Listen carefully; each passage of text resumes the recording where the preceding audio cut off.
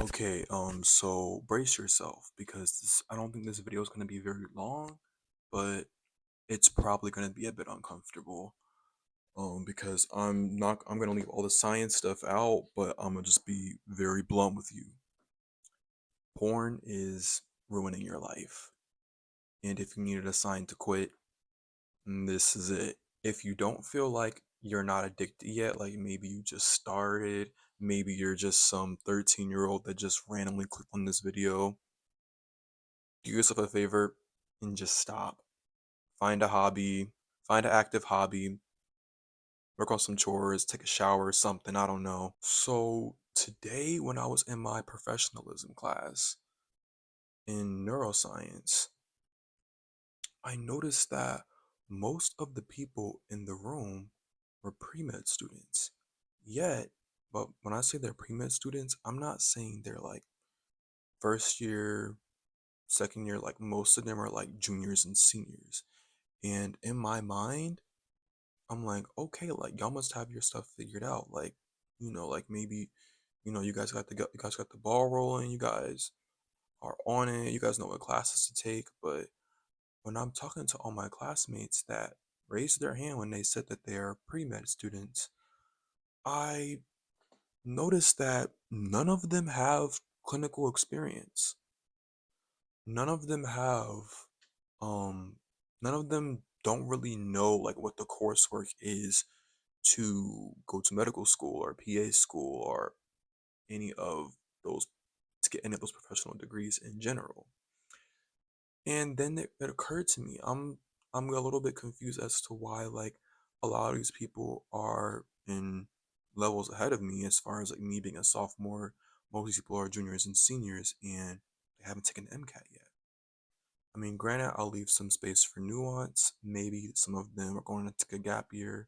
Maybe some of them are going to other programs. Maybe some of them just dropped into the pre-med concentration. But other than that, I thought it was very interesting, a very interesting observation that a lot of people, they want to go to medical school, but they don't have any clinical experience. What medical school is going to accept you? I mean, yeah, you have good grades. Yeah, you have, I guess, a bit of research experience, but who cares? So does everyone else. And I don't mean for this video to come off as judgmental, but listen, I'm just gonna say this. Not everybody has their stuff together. I don't have my stuff together. Everything is always up for change. That is not what I'm worried about. But if you're going to say you're going to do something, especially if it is very ambitious, do don't even do me a favor. Do yourself a favor and forget about the goal. Just forget about the goal. Don't even talk about it. Just focus on the process of achieving that goal. If anyone asks you questions about long term, don't focus on that end goal, brain surgeon, engineer, singer, songwriter, actor, actress, activist. Don't focus on that.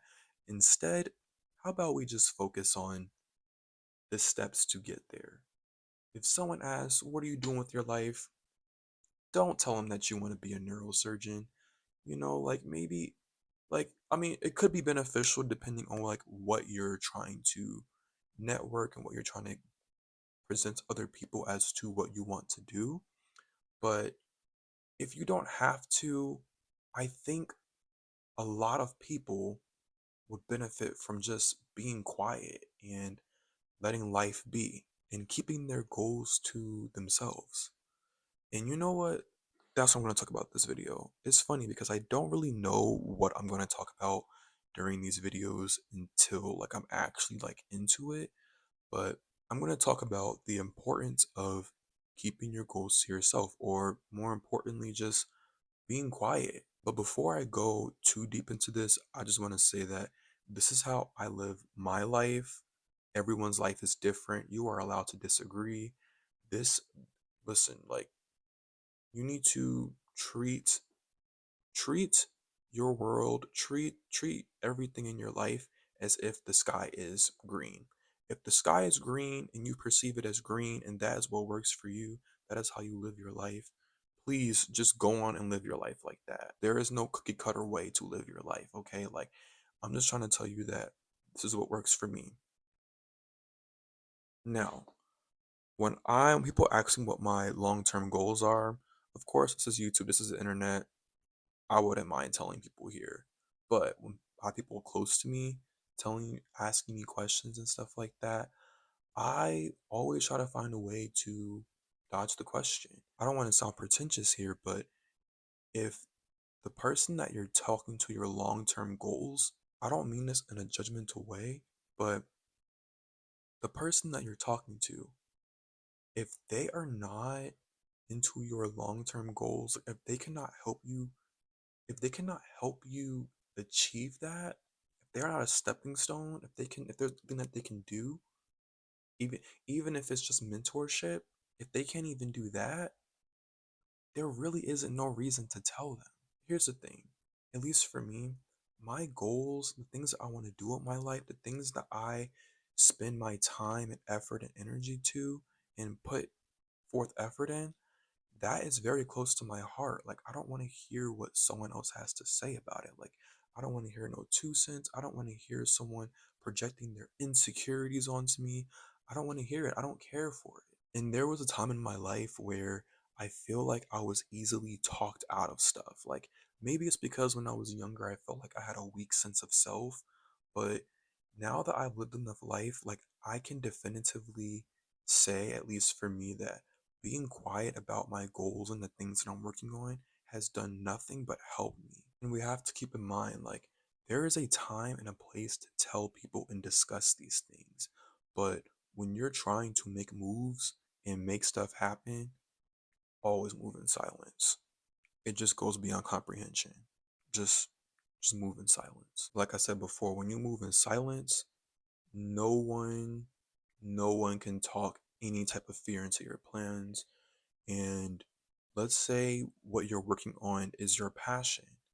Like, you don't want someone else to come and rain on your parade. When you keep your goals to yourself and you keep the things that are important to you close to your heart and you guard that with your life, I'm trying to tell you, your life is going to change for the better. You will never have to worry about someone else talking you out of things or shitting on your dreams, because you're going to love what you're passionate about so much that the lack of love from other people will never even affect you. It will never affect that passion for it because you already built it. It's already concrete. And then additionally, on the flip side, let's say hypothetically you didn't find that thing that you were working on, that long-term goal. Like, let's say things didn't work out. Let's say, like, you changed your mind. Let's say you found out that that wasn't what you really wanted to do. Guess what? You don't have to hear any backlash about it because you didn't tell anybody. You get to wallow in your own truth, and no one is there to drag you for it. But I will say this though, I say this particularly for if things don't work out in a context of you lost interest or you found something that you're more passionate about. Never am I talking about giving up. If you give up, that's something completely different. I do not recommend that. But listen, it's okay. Don't worry.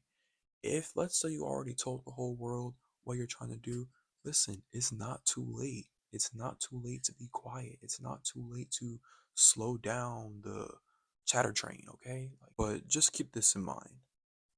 There's nothing more simple than not doing something.